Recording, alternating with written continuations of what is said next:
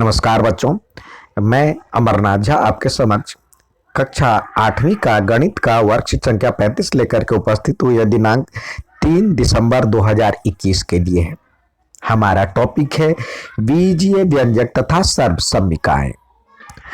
हम जानते हैं कि अंकगणित में हमारी संख्या संबंधित समस्याओं को हल करने में बहुत मदद मिलती है, लेकिन जब कठिन समस्याओं को हल करना पड़ता है तो वहां पे मुश्किल का सामना करना पड़ता है। तो उसके लिए हम एक्स वाई जेड तथा एबीसी की सहायता लेते हैं।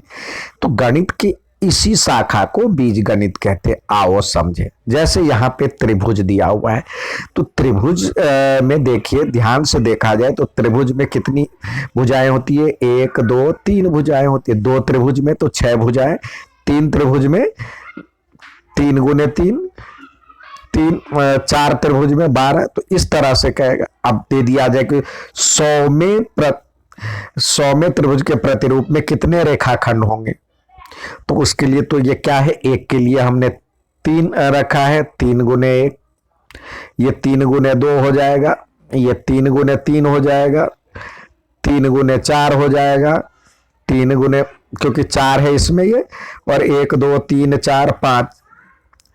इसी तरह 3 गुने टी, एक त्रिभुज बनाने के लिए 3 रेखाखंडों की आवश्यकता हो रही है।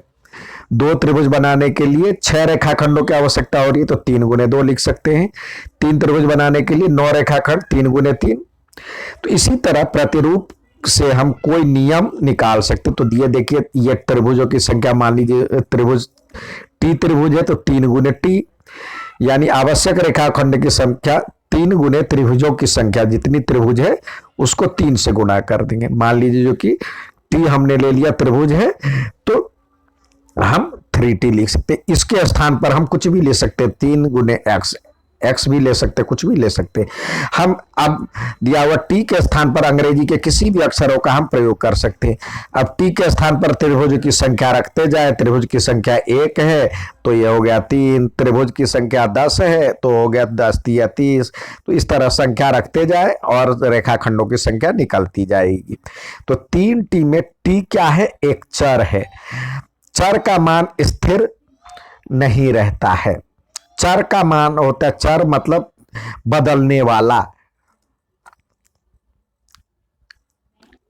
ये त्रिभुजों की संख्या बदल रही है, तो कितने त्रिभुज है? बदल रही है। कभी 3, कभी 2, कभी 1, तो त्रिभुजों की संख्या बदल रही है। तो ये इसका मान 1 2 3 4 संख्या हो सकती है। तो ये चर हो गया, जिसका मान चर मतलब बदलने वाला। अब यहां पे अगला दिया हुआ है, एक राशिद ई रिक्शा द्वारा करोल बाग जा रहा है। वह आनंद पर्वत से करोल बाग तक सफर तय करता है। इस दौरान वो बहुत सी वस्तुएं तथा स्थितियों को देखता है जो किसी न किसी राशि से के साथ जुड़ी हुई है, जैसा कि मुसाफिरों की संख्या, यात्रा किराया, यात्रा की दूरी, रिक्शा की रफ्तार, रिक्शा के पहियों की संख्या, रिक्शा के ड्राइवरों की संख्या, सीटों की संख्या।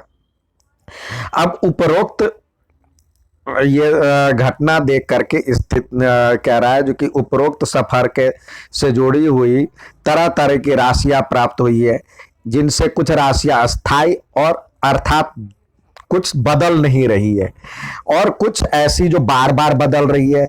तो आओ इस के बारे में हम देखें। मुसाफिरों की संख्या, क्या मुसाफिरों की संख्या बदल रही है?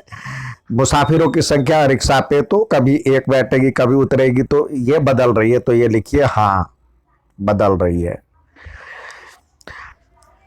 तो और यात्रा की कुल दूरी, अब यात्रा की दूरी तो नहीं बढ़ेगी, तो ये लिखे नहीं बदल रही है। क्या रिक्शा की रफ्तार बदल रही है? रिक्शा की रफ्तार तो कभी धीमी कभी स्पीड से हो जाएगी, तो ये लिखे हाँ। क्या पहियों की संख्या बदल रही है? पहियों की संख्या बदलेगी? नहीं। क्या ड्राइवरों की संख्या बदल रही है? ड्राइवर तो एक ही होगा? नहीं, यहां पे लिखे नहीं।